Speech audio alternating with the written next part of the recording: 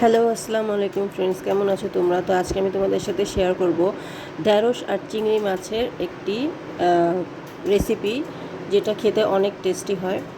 তো আমি ফার্স্টে একটা কড়াইতে কিছু তেল দিয়ে নিলাম। এরপরে চিংড়ি মাছ আর পেঁয়াজ ভালো করে একটু ভেজে নিচ্ছি, দুইটা একসাথে।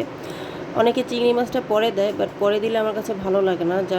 আমার মনে হয় চিংড়ি মাছটা যদি আমি পেঁয়াজের সাথে একটু ভেজে তারপরে দিই, তাহলে ফ্লেভারটা খুব ভালো আসে, একটু ভাজা ভাজা হয়, আর চিংড়ির কাঁচা গন্ধটাও আসে না।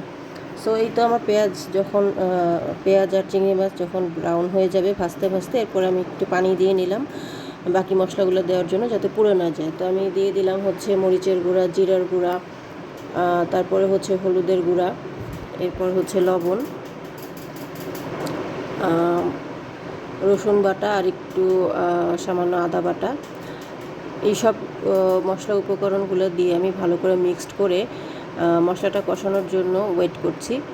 পানিটা টেনে যখন তেলটা উপরের দিকে চলে আসবে, তখন আমার মশলাটা কষানো হয়ে যাবে। এই যে দেখো, মশলাটা কষানো হয়ে গেছে, তেলটা উপরে চলে আসছে, পানিটাও টেনে গেছে। এখন আমি ঢ্যাঁড়সগুলো এই যে এরকম পিস করে রেখেছিলাম ওটা দিয়ে দিলাম। ওটা দেওয়ার পরে আমি মশলাটার সাথে খুব ভালো করে মিক্সড করে নিচ্ছি।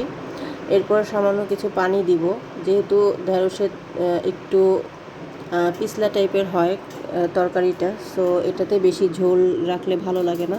তো আমি ওই আন্দাজ মতোই করেই পানি দিচ্ছি, যাতে সেদ্ধ হয়ে যায়, আবার মাখা মাখা একটা ঝোল থাকে। তো এই যে আমি পানি দিয়ে সেদ্ধ হওয়ার জন্য ওয়েট করছি, আর জালটা অবশ্যই মিডিয়াম আঁচে রাখতে হবে। আমি 3টা মরিচ ফেড়ে দিয়ে দিলাম ফ্লেভারের জন্য, আর হালকা একটু ঝাল হবে। এটাতে বেশি গুঁড়ামরিচ ইউজ করি না, কারণ গুঁড়ামরিচটা এটার সাথে খুব একটা ভালো লাগে না।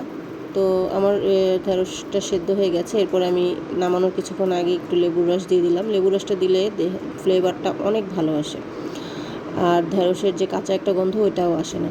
সো এই তো আমার ঢ্যাঁড়সের তরকারি রান্না কমপ্লিট। এখন আমি নামিয়ে নিচ্ছি। এই যে দেখো কত সুন্দর হয়েছে দেখতে। তো আজকে এই পর্যন্ত, ভালো থাকো, আল্লাহ হাফেজ।